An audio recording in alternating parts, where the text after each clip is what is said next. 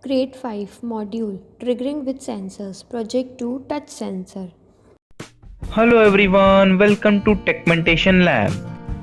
In this fast-paced technological world, whether we are at our home, in a factory, or in a hospital, in grocery stores, or in shopping malls, in building premises, or in car, we are all surrounded by some electronic devices which makes our life easy and a convenient one.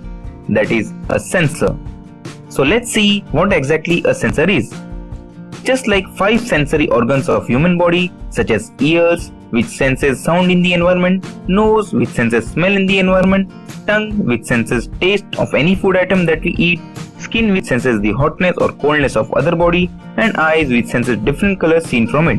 In the same way, sensor is an electronic device which detects and responds to some type of input from physical environment and convert this output signal to a human readable display.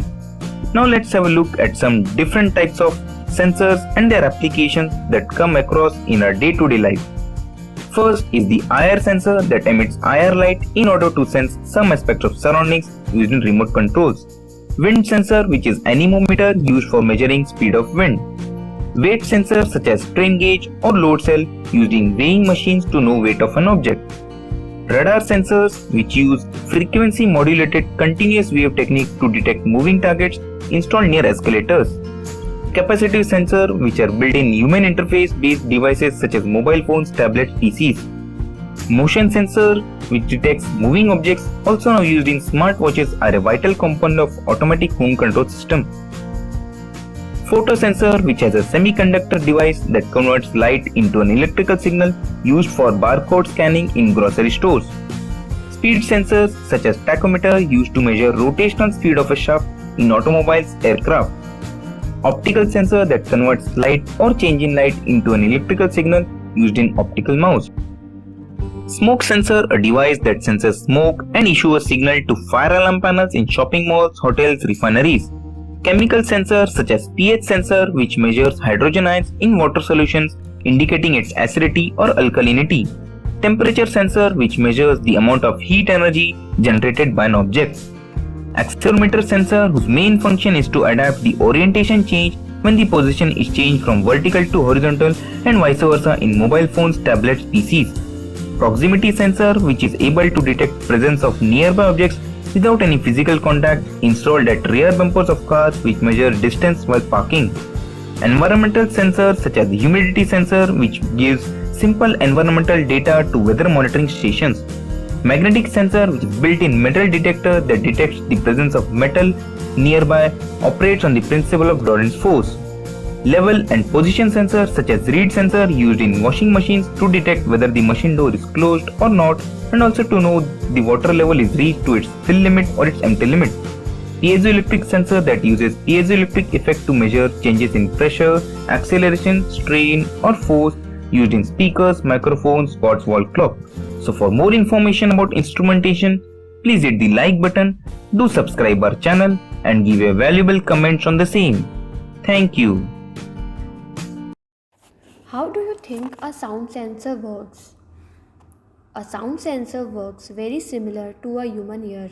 It grabs the air pressure vibrations and converts them into electrical signals that are fed to a processor. Today you will build a touch sensor circuit that would light an LED responding to your touch. Grade 5 Project 2 Touch Sensor. Touch sensors are part of many devices. These sensors are sensitive to touch, force or pressure and are made using light, electricity. So we have this kit, electronics kit with us. We will follow the instruction and will make an electronic circuit of touch sensor. So this is BC transistor. It has 3 pins. We always put it the flat face facing towards us. So when it has a flat face, the first pin is collector, middle is base and another one is emitter. We will collect 2 BC547 transistor and we will connect it on the breadboard like this.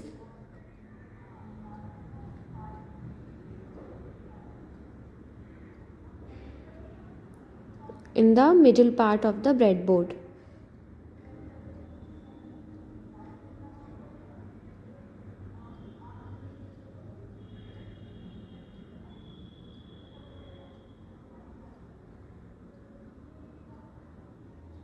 Just like this. Next step is now connect the emitter of the first transistor to the base of the second transistor. Emitter is the third pin and base is the middle pin. So third pin of the first transistor and middle pin of the second transistor. With the help of this jumper wire, we will connect both of the pins just like this. Next step is place the LED on the breadboard with the positive terminal connected to the positive rail and the negative terminal connected to the middle part of the breadboard. So as you all know, this LED has two pins. The longer pin is for positive and shorter pin is for negative. So we will connect the longer pin at the positive side and the shorter pin, that is negative pin, at the middle part of the breadboard. Next step is place a 270 ohm resistor connecting the negative terminal of the LED to the collector of the second transistor. Collector of the second transistor means first pin of the second transistor will be connected to the resistor, 270 ohm resistor. So this is 270 ohm resistor. Will connect its first end to the first pin of the second transistor and another pin of this resistor is to the negative side of the LED. This is negative pin which is in the middle of the breadboard. Next step is place a 100 ohm resistor connecting the collector of the first transistor and the breadboard pin as shown in the image below. We'll take another resistor which is of 100K. So this is the pouch of 100K ohm resistor. We'll connect it to the collector of the first transistor. The collector is the first pin. This is the first pin which is connected to the resistor and another pin. Connect the positive rail of the breadboard to the 100K ohm resistor. So we'll connect with the help of the jumper wire the positive side of the breadboard to the resistor, 100K ohm resistor.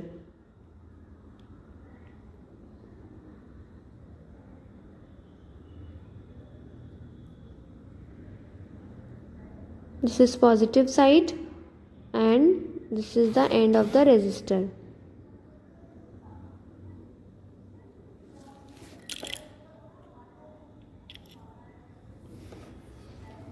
Next step, connect the emitter of the second transistor to the negative side of the breadboard. This is the jumper wire that we are going to use again. We'll connect it to the emitter of the second pin, that is emitter is the third pin, to the negative side. Now you need to connect the two wires, one to the collector of the first transistor and another to the base of the first transistor. Two wires we have to connect, one connect to the collector of the first and another one, second wire is to be connected to the base of the first transistor. Collector and the base.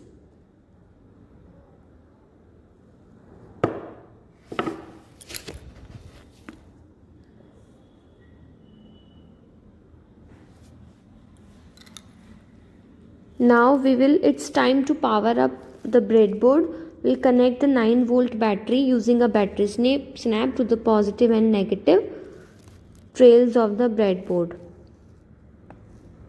And we have to ensure that negative terminal of the battery is connected to the negative rail and positive terminal is to be connected to the positive rail. So this is your power supply module. This is battery snap.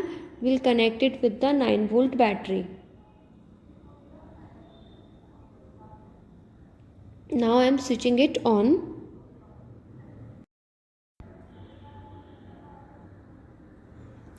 So when I'll touch these wires together, see how the LED is glowing up.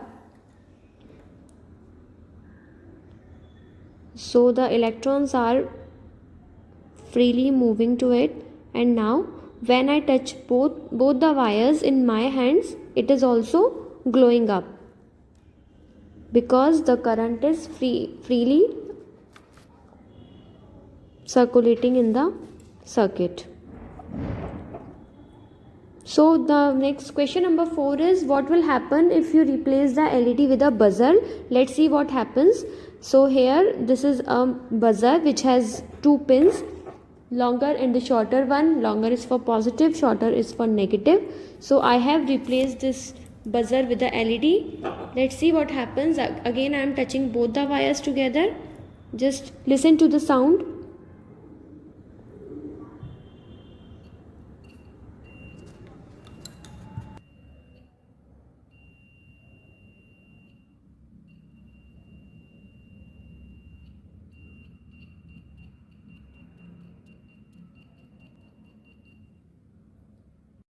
Logbook question and answers. Question 3. What do you think are the real life applications of a touch sensor? Answer. It used in smartphones and tabs. Question 4. What do you think will happen if we replace the LED with a buzzer? Answer is, the buzzer will start to buzz. Question 5. What are the different kinds of touch sensors in a smartphone? Answer. Capacitive sensors, infrared sensors, resistive sensors.